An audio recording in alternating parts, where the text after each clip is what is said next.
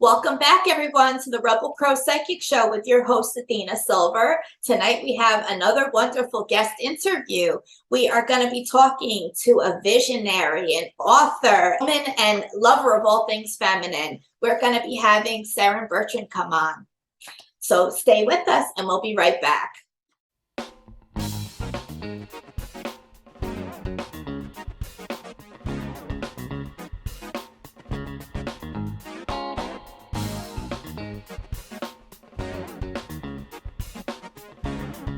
And we're back. Let's get started.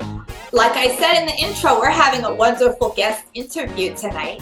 We're having Seren Bertrand. She wrote Spirit Weaver, Wisdom Teachings from the Feminine Path of Magic. Seren has co-authored two other books, The Magdalene Mysteries and Womb Awakening. She weaves together mythology, spirit vision, symbolism, and the feminine philosophy traditions from all over the world. Thank you for coming on the show today, Seren. It's a pleasure to have you. It's wonderful to be here. So tell us a little bit about yourself.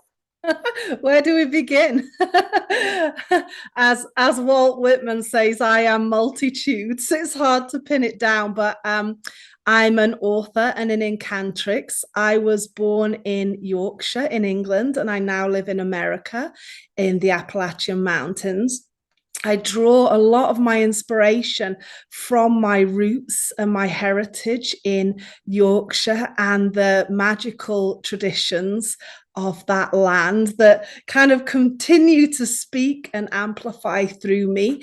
In the last decade, both my mother and father died, and I buried them in green burials at the foot of a very holy mountain called Mount Tor, which has had goddess worshippers there for like over 3,000 years that we have records of. So this is kind of the wellspring of my work that inspired me to write Spirit Weaver. Well, I'm very sorry for your loss. That's very hard, losing both of your parents, but it sounds like you were able to truly honor them, not only in their life, but in their passing in such a beautiful way. Thank you for sharing that. Oh, no worries. It's a really deep journey when your parents become ancestors, and it opens that door to a very embodied Gnostic ancestral wisdom.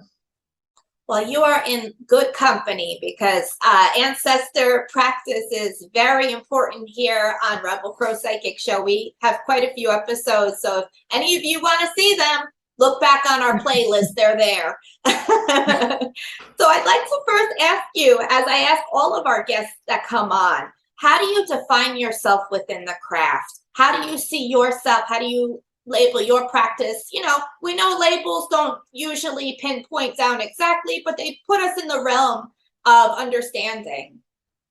Yeah, it's a really interesting question, actually. And it's one that is kind of bubbled under the surface for me, because I often find that, you know, modern witchcraft doesn't always really reflect land-based traditions from where I come from in Yorkshire.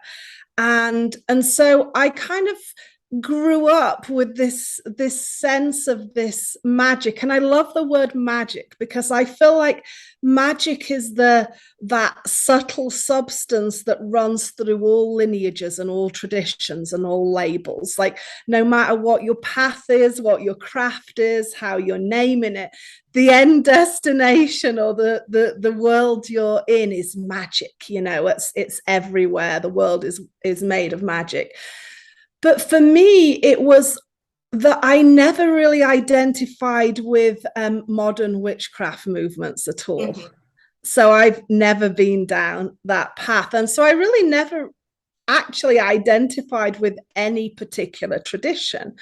And then when I, you know, in my own journey and my own research, I found that the oldest traditions in the world are these feminine magic traditions, and by that I don't mean that they exclude anyone that's not a woman. That it's a sense of a very embodied animistic way of looking at the world, but which honors the feminine birth magic that we all have, because we all birth things and we all create things and we all dissolve things and destroy things too.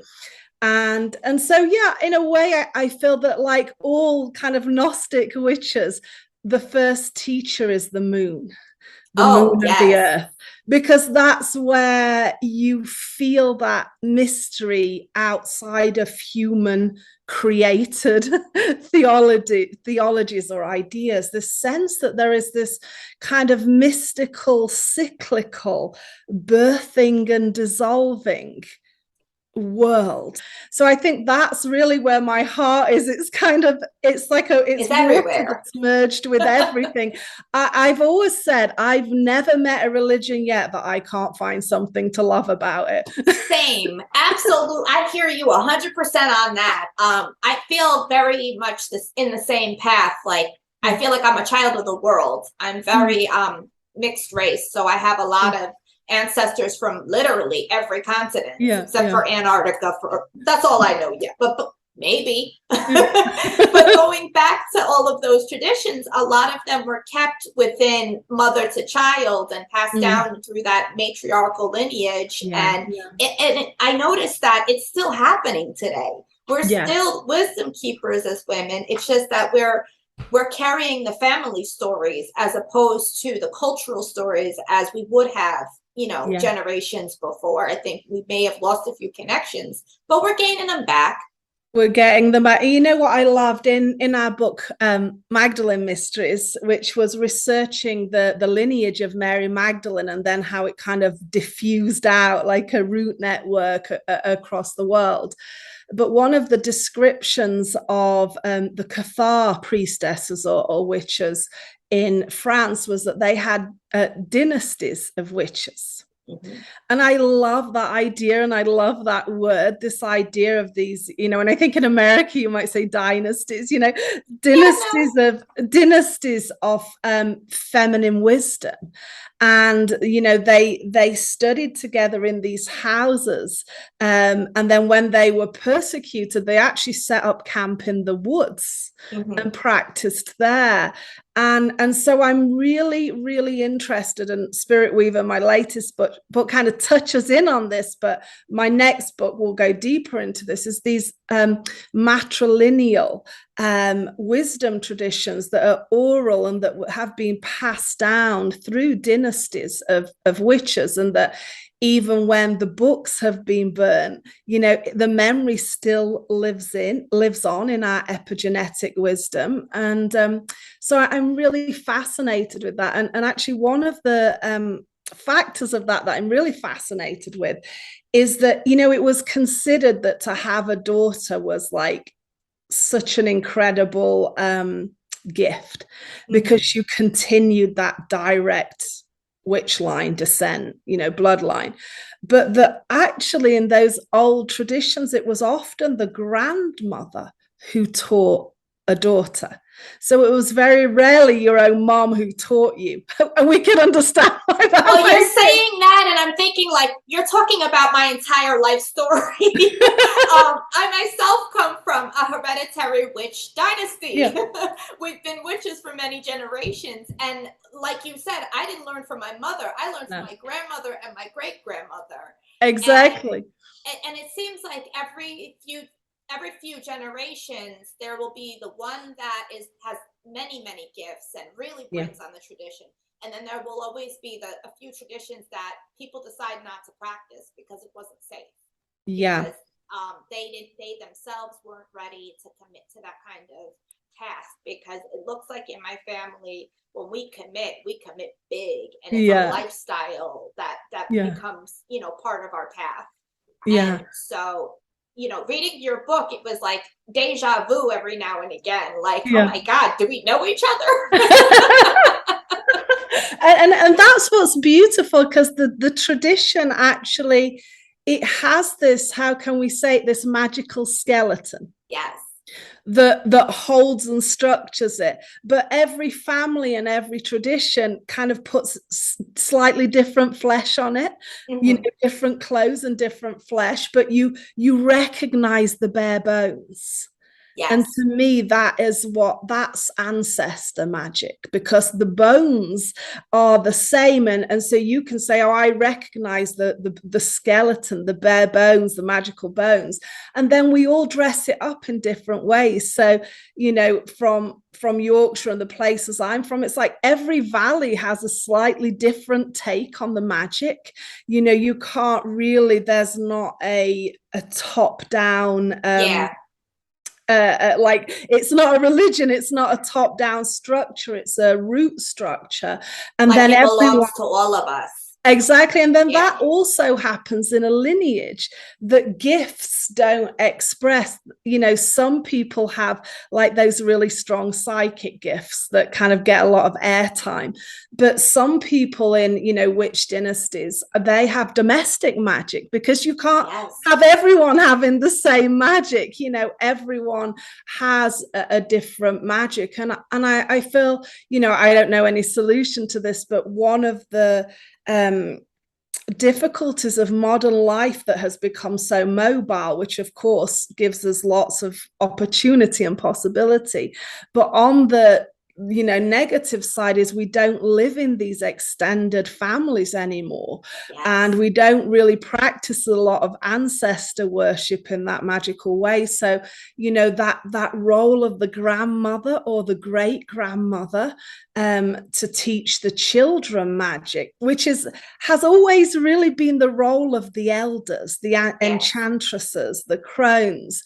I think you're right about that, but I also think people forget that these traditions start at home. They start in the kitchen. They start in the basement. They start in the outside in the garden. That's where your children learn the most about themselves and about magic, is that they've got to see it in their daily lives. Whereas when you're communicating, say, with your grandmother or grandfather, whatever, that you're able to listen to them, because they're not coming from a place of like authority. They're coming from a place of, let me support you where you stand. Whereas parents can't always do that. They have to be disciplining and, Yeah, exactly. And I think there's something just so magical as a child with your relationship with your grandmother, because usually your grandmother's not living right in with you, she's close by, but so going to her kitchen or her house, I remember going to my grandmother's house, it always felt like a treat and very mysterious, and where all the good stuff would happen. And I think one of the keys is that the teachings, we often think about, we kind of replicate the modern public educational system in our magical systems, right? And I understand that, because when we've lost these, connections with dynasties of, witches and traditions, we need these ways. But when you're learning in a more family environment, it doesn't really it's not fancified. It just feels like part of daily life. And I think it's all out of order. There's no chronological order. It is so it just feels like you, I think for a lot of us, the really kind of deep mysteries, because obviously we've not lived in an era where we've been able to go to Eleusis for great mass rebirth for rituals. Real. Right. Okay. So the most we've encountered it is in small gatherings or at home. But often it's so hard to really imagine what it's like to live that. You kind of hold it outside yourself. But when you've really lived it or experienced it in a family, it's like you just naturally integrate it. It's like, that's normal. So I remember with my grandmother, she, when I had my hair cut when I was a little girl, it would always happen at her house, and she kept the hair and she kept it in a little box. And and I never really used to think too much about that. And then you kind of get a little older and you start asking questions. But for her, my hair was like so valuable, because it was something that could be used against me. So, but it gave me innately, without needing big words, that something in our body and our being is very magical and valuable and sacred and needs protection. It's not just that, you go to the hairdressers and, discard your hair and someone sweeps it up and puts it in the bin like it has no value or vitality or life or memory or power. So I really remember how that little gesture stuck with me, of like, there is some like magical power within us. So I wanted to ask you, what inspired this book? What was your reason to go down, put pen to paper and get it out there? Well, you know what? It's interesting because my first two books are like heavy books. They're really heavy books. It's like I always say to people, if you really want to learn from it, just put it under your pillow and dream with it. But, they're really heavy books. And a lot of the older writing in Spirit Weaver was essays that I'd written as I was writing those other books that came just more from my own personal life and experience. So I had them kind of all gathered in a private treasury. And the way I understand life is I write about it. So, I had all these essays forming, and I just got this idea that I wanted to bring them together, in a book, and then kind of frame it in this sense of the, my lineage of the Mamtor lineage and the spirit weaving, this kind of energy that is very easy because you're not having to choose between things or say something is bad and something is good. You're kind of a lot more cunning and canny than that. You have more possibilities to weave together. And then I actually, approached my publisher, I think it was, in 2020. And the feeling is that we were suddenly living in such heavy times. Yes. That we needed the kind of the feminine magic that is domestic and has that light touch to it, that nourishing feeling, that cozy feeling. And it's almost like, if you look kind of 10 years back when the outer culture was, doing its thing, there was a drive like, we've got to do shadow work. We've got to, there was this kind of intense energy coming through. Still has its place, but I felt like after we tipped into the upside down in 2020, there was this real need for people to experience and reach out for this feminine magic that is more homely. Well, when you're talking through that 10-year cycle, we've seen a lot when it comes to womanhood. We've seen the rise of Me Too. We've seen women channeling their voices, and not just women. We've got, everybody in the mix. Everybody is using their voice, especially marginalized people. Yeah. And to see we're all stepping into our feminine again, where we're not letting the patriarchy lead the group anymore. We're turning tides now. And throughout that time, it's like, you're getting so many of these feminine uprisings. You're getting so many books that cater to the feminine in particular. And even when it comes to how the feminine affects men, so you're seeing a different type of man emerge through this rebirthing process as well. Us women are finding our voices, but the men are starting to honor our voices as well. Yeah, absolutely. And I think, in this era as well, one of the biggest roles for women or people aligned with the feminine is grief. Yeah. Like, we are the keening women, and no era will end without being properly grieved and keened and respected. And that is, I think, something that for people who aren't deep in magical traditions, think that if something wasn't perfect, you just cut it out and rubbish it. Whereas actually deep magic is, even if something was deeply imperfect, you still respect it and you put it to rest. Or you transmute it. you keen it, you grieve it, Yeah. you let it alchemize and transform, because that is the death, the rebirth, the ritual. Whereas kind of cutting and not grieving, not allowing that death process to go all the way down to the root, means that the new can't birth this rebirth magic. Well, while I was reading your book, I was drawing a lot of parallels to history, especially with magic and the rise of witchcraft after the Middle Ages and the plague.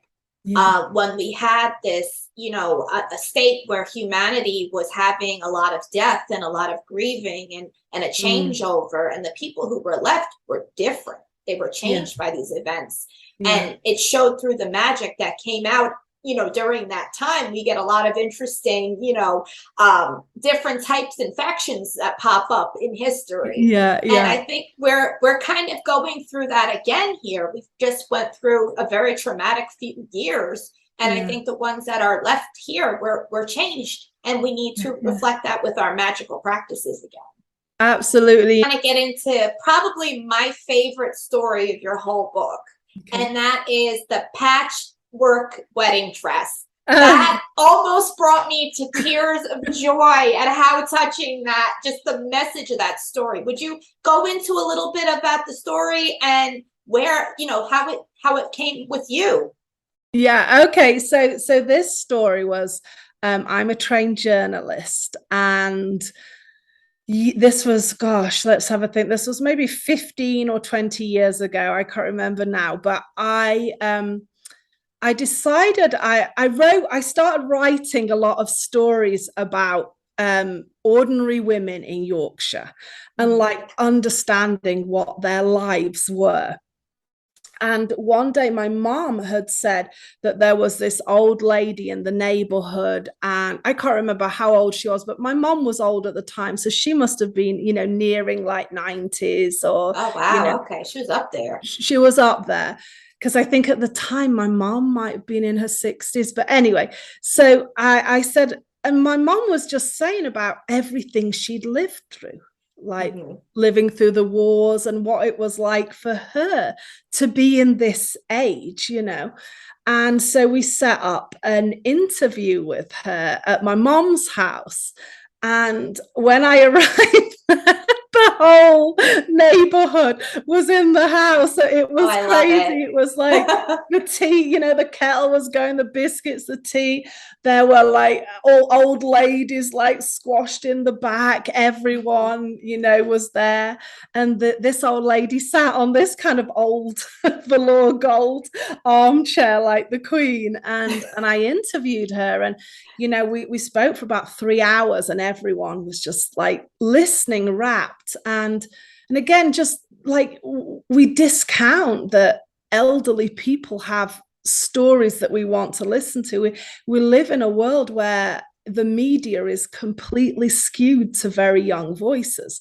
So she started to tell this story about her wedding, that it was in the war, the Second World War, and they were in rations, and that even fabric was under rations. And these are the days where you don't go into a shop and just buy things, you make things.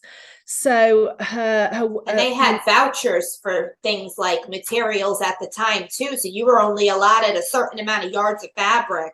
Exactly. So you had these ration cards, because it was the war. You could only buy a certain amount of food or a certain amount of fabric.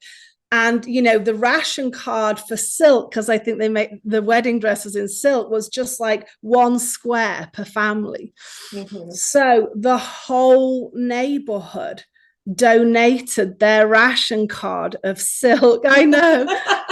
And then they had all these, kind of silk squares, and then someone, hand sewed it or machine sewed it into a patchwork wedding dress.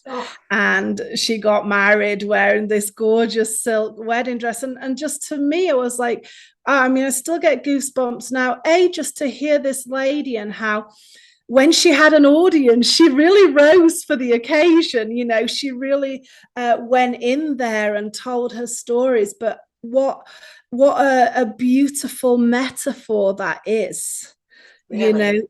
of donating, you know, and these were really poor folk. These were, you know, this is to know these were really poor people, and to donate that ration of 1 square of silk, you know, it held a lot of value and meaning to them. So yeah, so this idea of the patchwork wedding dress really stuck with me, you know, as a metaphor.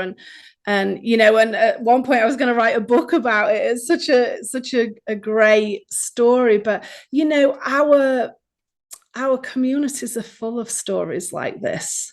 They are. And while I was reading that story, the reason why it's my favorite is A, it's heartwarming as all hell. But but B, it reminded me of conversations that I had with my great grandmother who was in that age group. She passed away a few years ago at the age of 99. Wow. But I had conversations with her about all the things that have been invented in her lifetime. And it's like electricity, you know, like running water, you know, like they didn't have running waters or bathrooms in their houses when she was born. You know, and just to hear about the community aspect, because again, being from a witchcraft family, community is huge. And the fact that this woman was able to have a physical representation of how much her community loved her, you know, like I feel like that's a connection that I hope that we get back in this generation and in the generations after.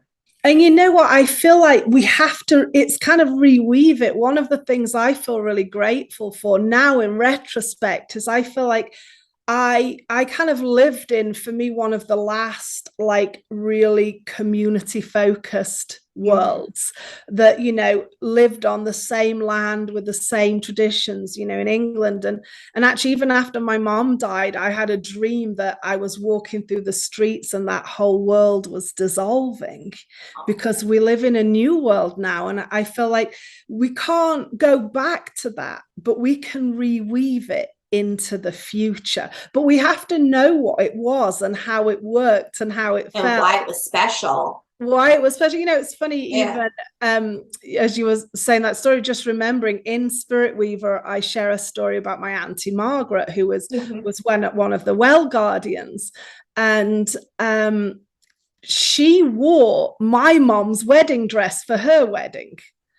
So I have photographs of like Auntie Margaret's wedding and my mom's wedding, and they both posed in the same pose at the same place wearing the same dress, and they look very similar too. You'll have to do a who wore it better. Exactly.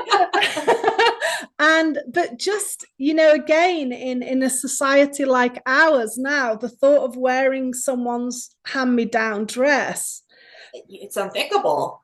People would be like, that's not what you do. But actually, you know, because they had to alter it for Auntie Margaret, she was a little, you know, differently shaped.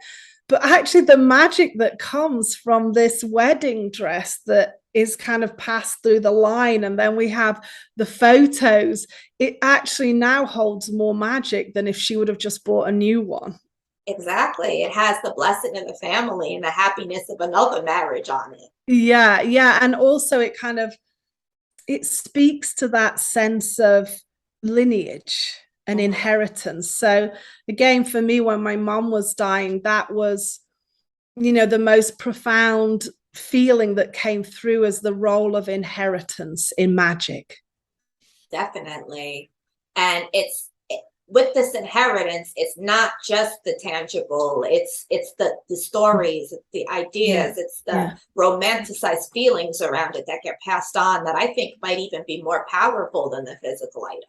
Oh, absolutely. It's like, it's an inheritance of, you know, and again, I call it legacy. It's like, what legacies are we living in? And I think we've become, thankfully, more aware of the negative legacies that we're living in. But I feel like the next step is like, well, how can we create positive legacies? And it's through the stories. Yeah. That's how we pass that on. Yeah. Wonderful. Yeah. That's perfect. So, I want to know, what is your favorite story in the book?